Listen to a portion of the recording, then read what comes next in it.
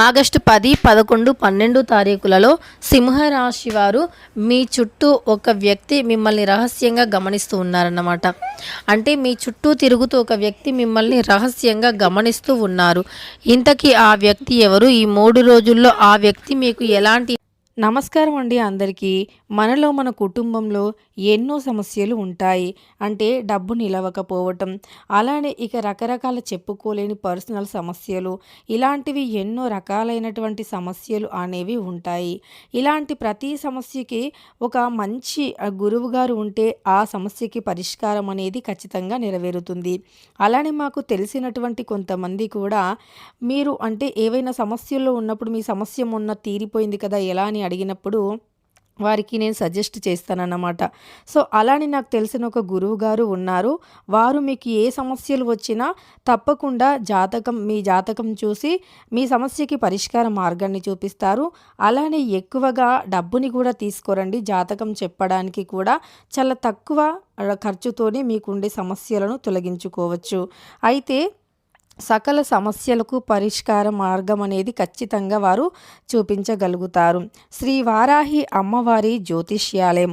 వీరి cell number వచ్చేసి 7989522212. Number 1 వశీకరణ స్పెషలిస్ట్ గురూజీ సుబ్రహ్మణ్యం రాజు గారు. స్త్రీ పురుషుల వశీకరణం 100% కూడా చేయబడును. హాని తలపెట్టబోతూ ఉన్నారు. అలానే మీరు ఎలా జాగ్రత్తగా ఉండాలో ఈ వీడియోలో తెలుసుకుందాం. వీడియోని మాత్రం ఎక్కడా కూడా స్కిప్ అనేది చేయకుండా చివరి వరకు చూడండి సింహరాశి వారు. ఇక వీడియోలోకి వెళితే సింహరాశి అనేది రాశి చక్రంలో 5వ రాశి. మక 1, 2, 3, 4 పాదాలు, పుబ్బ 1, 2, 3, 4 పాదాలు, ఉత్తర 1వ పాదంలో జన్మించిన వ్యక్తులని సింహరాశి వారిగా పరిగణిస్తూ ఉంటారు. ఈ రాశ్యాధిపతి వచ్చేసి సూర్యుడు. ఈ సింహరాశి వారికి అంటే ధైర్యం ఎక్కువగా ఉంటుంది. సూర్యుడు అధిపతి. అందువల్ల ఈ రాశి వారు అగ్నితత్వమైనటువంటి రాశిగా పరిగణించబడుతూ ఉంటారు. అగ్నితత్వమైనటువంటి రాశి అంటే వీరికి కోపం కాస్త ఎక్కువగా ఉంటుంది. నిజానికి సింహరాశి వారు ఏంటంటే కోపానికి సంబంధించినటువంటి వ్యక్తులన్నమాట. అయితే వీరిని దూరం నుండి చూసే కొంతమంది అనుకుంటారు, అంటే వీరి ముఖం చూసి కానీ వీరి గాంభీరత్వాన్ని చూసి కానీ వీరి గంభీరమైనటువంటి మాటలను మరియు వాయిస్ని చూసి కానీ అనుకుంటారు వీరు కోపిష్టివారని.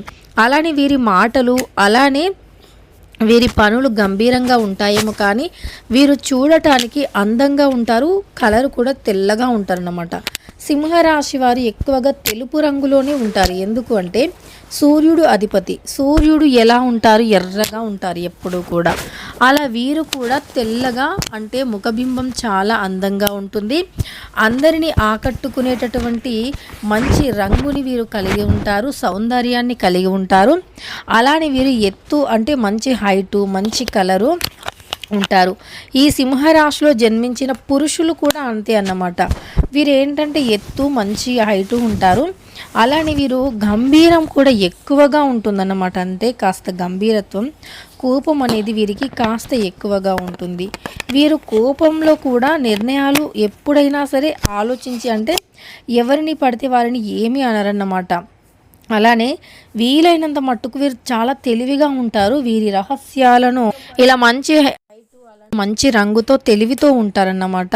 అలానే సింహరాశి వారికి దేన్ని ఏ టైంలో ఎలా ఎదుర్కోవాలి అనే ధైర్యం ఉంటుంది. కానీ కొన్నిసార్లు వీరికి వచ్చే కష్టాలు మాత్రం ఎలా ఉంటాయంటే వీరు అసలు చాలా స్ట్రాంగ్ అన్నమాట. సింహరాశి వారు చాలా అంటే చాలా స్ట్రాంగ్ ఉంటారు. మనసు కూడా వీరికి చాలా స్ట్రాంగ్, అలానే ఆరోగ్యం కూడా చాలా బాగుంటుంది. కానీ ఎంత బాధనైనా వీరు మోసేటటువంటి వ్యక్తులు. ఎంత కష్టపడమన్నా సరే డే మొత్తం ఎర్రటి ఎండలో కష్టపడమన్నా కష్టపడతారు. కానీ ఇంత కష్టపడే వ్యక్తులు, ఇంత స్ట్రాంగ్ పర్సన్స్ కూడా కొన్నిసార్లు ఇక వీరి మనస్సుని కదిలిస్తుంది. అసలు ఆ టైంలో వీరు ఎంతలా బాధపడతారంటే సహజంగా చిన్న చిన్న వాటికి మాత్రం వీరు అస్సలు బాధపడరన్నమాట. చిన్న చిన్న వాటికి వీరు అస్సలు బాధపడరు. అలానే ఇక వీరికి కష్టాలు వస్తే ఒకటేకే వస్తూ ఉంటాయన్నమాట. ఒక కష్టం తీరింది అనుకునే లోపే మరొక కష్టం అనేది వస్తుంది. అలానే ఇలా సింహరాశి వారికి కష్టాలన్నీ ఒకేసారి, అంటే ఒక కష్టం తీరింది దేవుడా అనుకునే లోపే ఇంకొక కష్టం అనేది వచ్చి పడుతుందన్నమాట. ఇలా కష్టం వెనుక కష్టం అనేది వచ్చి పడుతూనే ఉంటుంది. సింహరాశి వారు మీరు మాత్రం ఎన్ని కష్టాలు ఉన్నా ధైర్యంగా ఉంటారు. కష్టపడితే ఫలితం అనేది వస్తుంది. మీరు ఎవరికి కూడా సహాయం చేయాలి అని చెప్పి మీ దగ్గర ఉన్న డబ్బుని అప్పుగా కానీ సహాయంగా కానీ ఇచ్చినా అది తిరిగి వస్తుందని హోప్తో ఉండొద్దు. ఒకవేళ ఇవ్వాలనుకుంటున్నవారు చాలా జాగ్రత్తగా ఉండండి. ఎంత నమ్మకమైన వ్యక్తి అయినా మాటతో కాకుండా మీరు సాక్షి సంతకాలు అలానే ప్రూఫ్స్తో ఇవ్వటమే చాలా ఉత్తమం. ఇక అయినా అలా ఇచ్చినా కూడా మీకు బాధే. కాబట్టి మీ దగ్గర డబ్బు ఉంటే బ్యాంకులో వేసుకోవటం, మీ సేవింగ్స్ మీరు బ్యాంకులో మీరు సేఫ్టీగా ఉంచుకుంటే మీకు రేపు ఏదైనా అత్యవసరం వస్తే మీరు ఆ డబ్బుని యూజ్ చేసుకోవచ్చు. కానీ ఇలా ఎవరికైనా సహాయం చేస్తే మాత్రం ఆ డబ్బు అనేది తిరిగి రాదు. జాగ్రత్త. వీడియో నచ్చితే లైక్ చేయండి. మరెన్నో ఇలాంటి కోసం ఛానల్ని ఇప్పుడే సబ్స్క్రైబ్ చేసుకోండి.